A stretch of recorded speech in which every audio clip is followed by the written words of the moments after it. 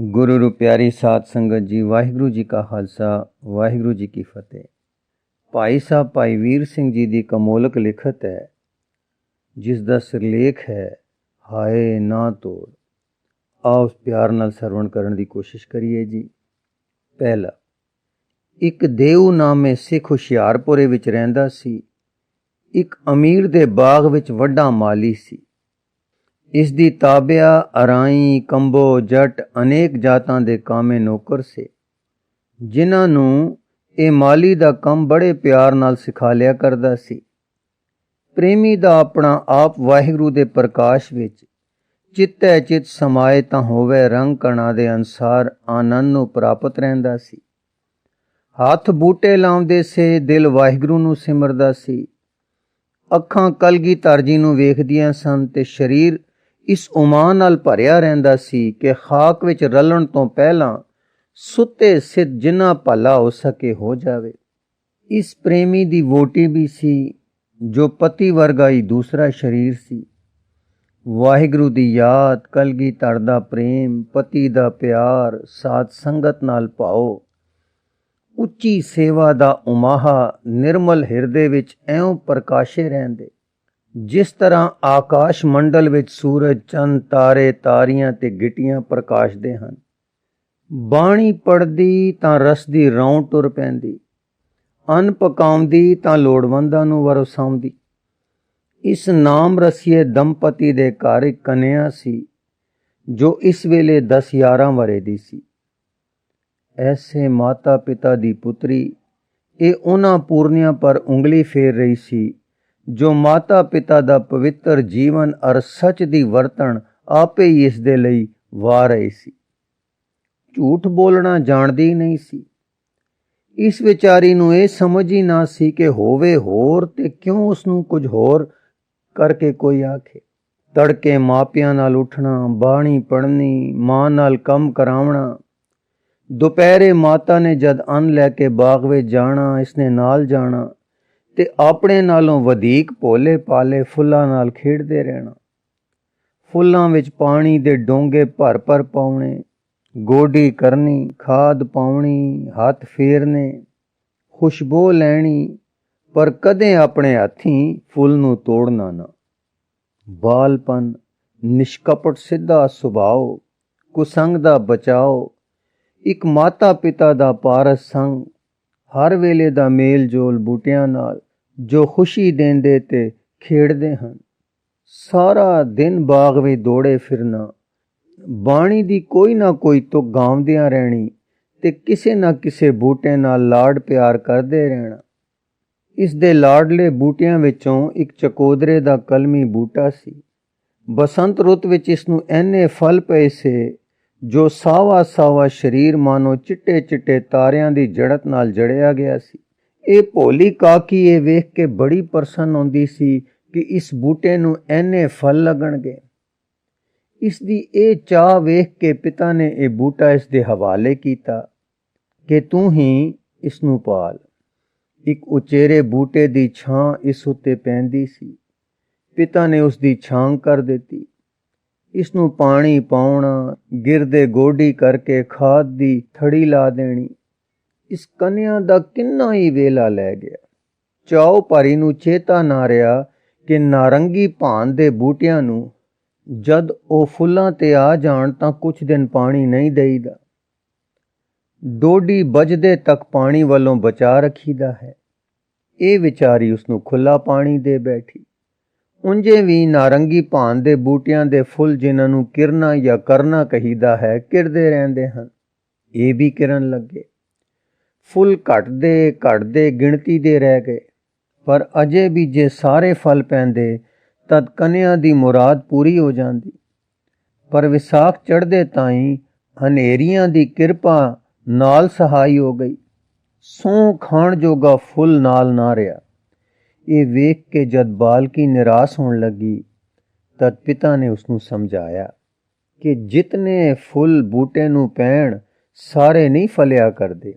फिर गोडी करनी, सजरी रे पाउणी ते फुल बूटे नूं पानी पाउणा भुल है। हनेरियां भी फुल ते पए होए फलां नूं तोड़ देंदियां हन।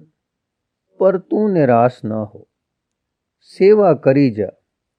कुछ अचरज नहीं कि तेरी मेहनत नूं फल लग पए। हुण ज्यों-ज्यों गर्मियां आईयां, फलदार बूटियां विच चिट्टे फुल्लां दी थां सावे फलां ने मल लई। बाग दे जिस हिस्से विच ਇਹ फलदार बूटे लगे से, ਉੱਥੇ ਸਭ ਨਾਰੰਗੀ ਭਾਂਤ ਦੇ ਬੂਟੇ ਹੀ ਸੇ। ਇਸ ਦੇ ਪਿਤਾ ਨੇ ਕੁਝ ਬੂਟਿਆਂ ਨੂੰ ਵੰਨੋ ਵੰਨੀਆਂ ਪਿਉਂਦਾ ਚਾੜੀਆਂ ਸੀਆਂ ਤੇ ਬੂਟੇ ਵੀ ਕਈ ਭਾਂਤ ਦੇ ਸੇ। ਕਾਗਜ਼ੀ ਗਲਗਲ, ਨਿੰਬੂ ਕੋਲਾ, ਸੰਤਰਾ, ਮਿੱਠਾ ਖੱਟਾ, ਨਾਰੰਗੀ, ਕਿੰਬ, ਚਕੋਦਰਾ, ਮਿੱਠੇ ਦੀ ਸ਼ਕਲ ਦਾ ਖੱਟਾ, ਆਸਾਮੀ ਸੰਤਰਾ, ਮੋਟੀ ਛਾਲ ਦੇ ਮਿੱਠੇ ਆਦਿ। ਇੱਕ ਬੂਟੇ ਨੂੰ ਕਈ ਤਰ੍ਹਾਂ ਦੇ ਫਲ ਲੱਗ ਪਏ ਸੀ।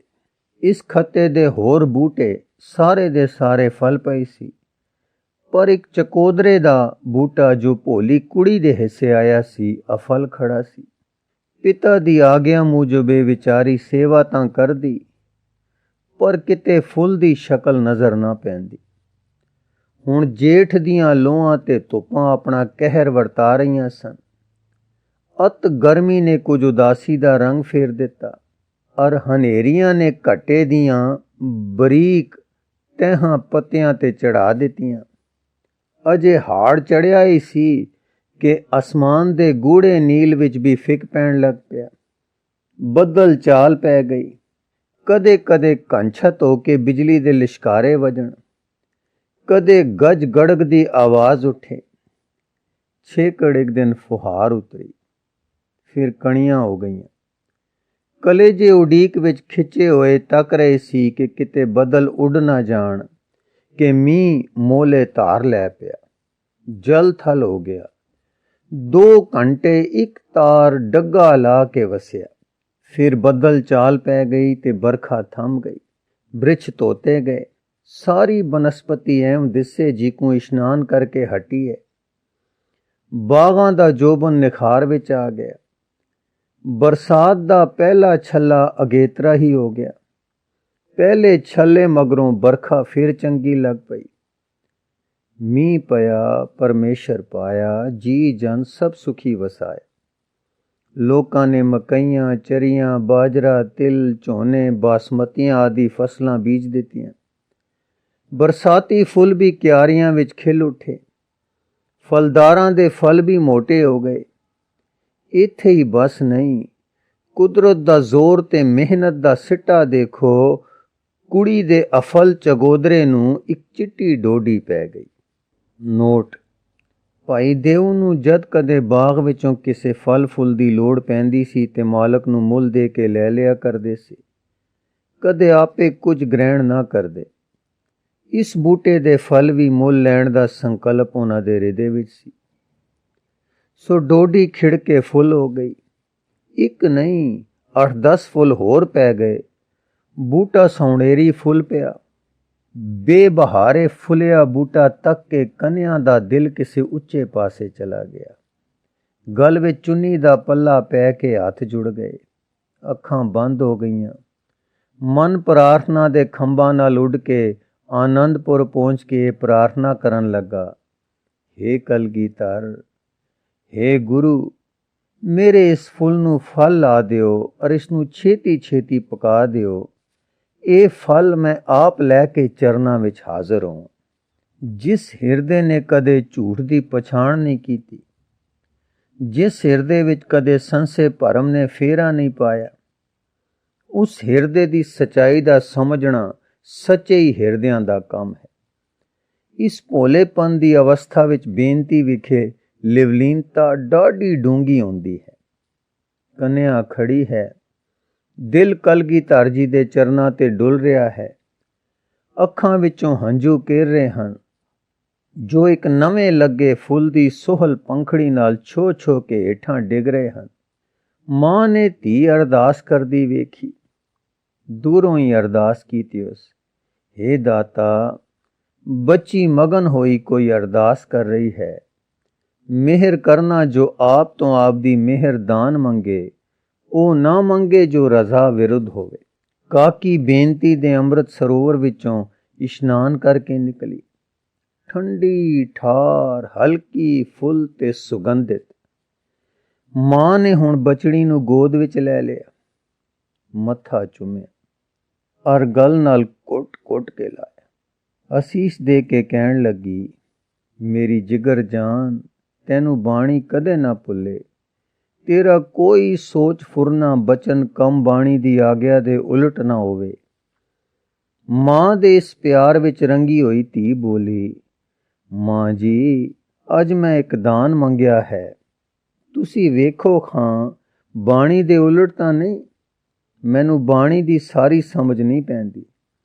ਮੈਂ ਕਲਗੀਧਰ ਜੀ ਤੋਂ ਮੰਗਿਆ ਹੈ ਕਿ ਆ ਨਵਾਂ ਫੁੱਲ ਚਕੋਦਰਾ ਬਣੇ ਔਰ ਮੈਂ ਇਹ ਆਪ ਦੀ ਭੇਟਾ ਕਰਾਂ। ਇਹ ਪਿਆਰ ਦੀ ਸਿੱਖ ਸੁਣ ਕੇ ਮਾਂ ਸੋਚ ਵਿੱਚ ਪੈ ਗਈ। ਉਧਰੋਂ ਭਾਈ ਦੇਉ ਜੀ ਆ ਗਏ। ਮਾਂ ਨੇ ਧੀ ਦੀ ਬੇਨਤੀ ਕਹਿ ਸੁਣਾਈ। ਪਿਤਾ ਨੇ ਪੁੱਤਰੀ ਗੱਲ ਨਾਲ ਲਾ ਲਈ ਤੇ ਕਿਹਾ, ਕੁਲਤਾਰੂ ਪੁੱਤਰੀ, ਤੇਰਾ ਪ੍ਰੇਮ ਸਾਡਾ ਉਧਾਰ ਕਰੇਗਾ। ਤੇਰਾ ਪ੍ਰੇਮ ਕਈਆਂ ਨੂੰ ਤਾਰੇਗਾ।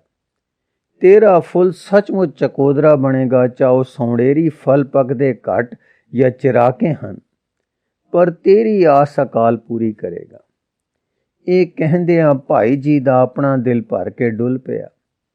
ਮੈਂ ਨੀਰ ਵਹਿ ਚੱਲੈ ਜੀਓ। ਕੁਝ ਚਿਰ ਦੇ ਬਾਅਦ ਭਾਈ ਦੇਉ ਦੀ ਸੁਪਤਨੀ ਆਨੰਦ ਜੀ ਦਾ ਪਾਠ ਬੜੀ ਮਧੁਰ ਸੁਰ ਨਾਲ ਕਰਨ ਲੱਗ ਪਈ। ਇਸ ਪ੍ਰੇਮ ਦੇ ਪਾਠ ਨੇ ਸੰਝ ਪਾ ਦਿੱਤੀ। ਰਹਿਰਾਸ ਦਾ ਸਮਾਂ ਪੁੱਜ ਗਿਆ ਸੀ। ਪਾਠ ਕਰਕੇ ਤੇ ਅਰਦਾਸਾ ਸੋਧ ਕੇ ਡੂੰਘੀਆਂ ਸੰਧੀਆਂ ਹੋਈਆਂ ਇਹ ਸਿੱਖੀ ਸਿਦਕੀ ਪਰ ਗਰੀਬ ਟੱਬਰ ਆਪਣੇ ਘਰ ਪਹੁੰਚਾ। ਗੁਰੂ ਰੂ ਪਿਆਰੀ ਸਾਧ ਸੰਗਤ ਜੀ, ਇਸ ਲਿਖਤ ਦਾ ਅਗਲਾ ਹਿੱਸਾ ਆਪ ਜੀ ਨੂੰ ਅੱਗੇ ਪੜ੍ਹ ਕੇ ਸਰਵਣ ਕਰਾਉਣ ਦੀ ਕੋਸ਼ਿਸ਼ ਕਰਾਂਗੇ ਜੀ। ਵਾਹਿਗੁਰੂ ਜੀ ਕਾ ਖਾਲਸਾ, ਵਾਹਿਗੁਰੂ ਜੀ ਕੀ ਫਤਿਹ।